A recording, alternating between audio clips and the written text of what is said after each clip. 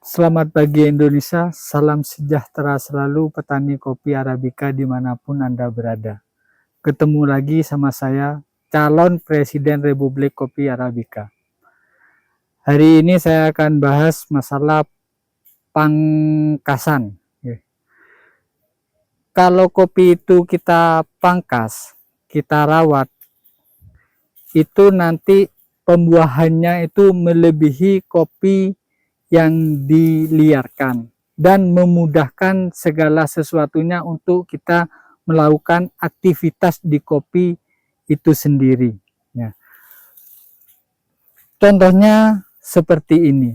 Nah, ini kita kopi perlakukan di pangkasan dengan ketinggian pangkasan itu sekitar 160. Kenapa 160? Itu memudahkan di pemanenan itu sendiri sesuai dengan ketinggian karakter masyarakat kita. Nah, jadi untuk pemanenannya kita lebih mudah dengan di ketinggian 160. Kalau kopi itu kita selalu dipotong di ketinggian 160, percabangan sekundernya itu lebih aktif muncul daripada kita kopi diliarkan secara meninggi. Itu. Nah, setiap 3 bulan sekali kita wajib membuang terubusan atau bayonet yang ada ini. Dengan tujuan untuk cabang-cabang sekunder itu seperti yang saya sebutkan tadi supaya lebih aktif lagi, dan meskipun cabang sekunder antara kopi Robusta Arabica itu masih ditempati buah, selagi sinar itu masih bisa menembus di cabang kopi itu sendiri. Nah, kalau kopi itu kita liarkan, itu tingginya itu sebenarnya tidak beraturan, atau bisa dikatakan seperti tanaman-tanaman liar atau tanaman kayu yang lainnya. Nah, contohnya seperti ini. Nah, ini karena kopi itu kita tidak dipotong di ketinggian 160. Nah, jadi tajuknya terus ke atas. Percabangan sekundernya sulit muncul di situ. Sulitnya lagi, cara panennya kita sulit. Itu.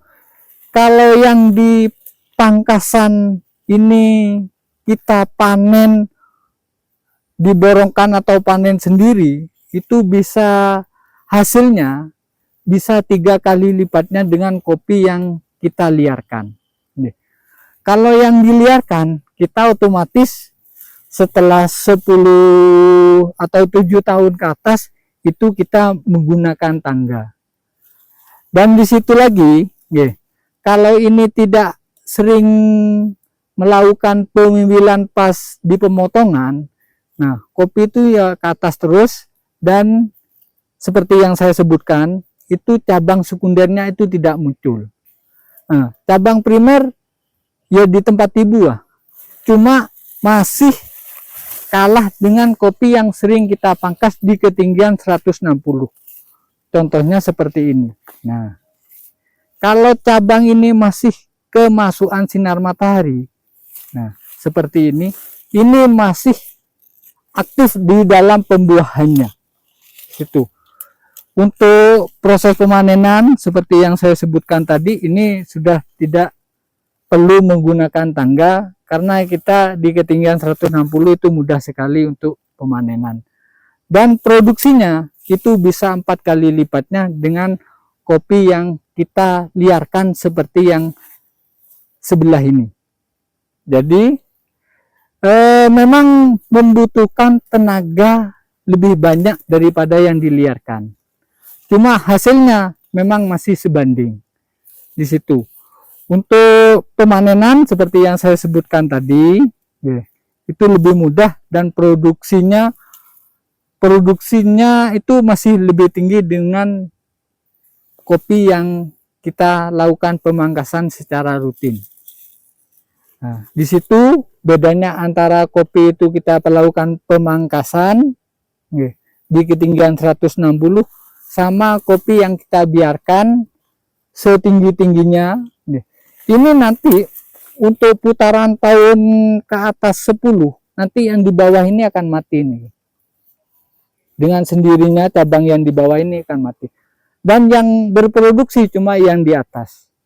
Nah, di situ kesulitannya nanti panennya pakai tangga. Nah, kalau yang ini kita rutinkan di 160, kita rajin wibel 2 atau 3 bulan sekali, sama cabang-cabang cacing atau cabang rambut kita buangi secara rutin. Nah, pembuahannya tetap di bawah. Cabang kalau kena sinar matahari itu nggak mungkin mati.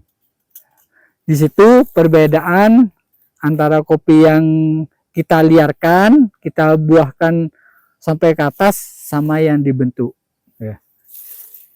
Di situ rekomendasi saya, jangan lupa follow dan subscribe untuk bisa mengikuti budidaya kopi Arabica.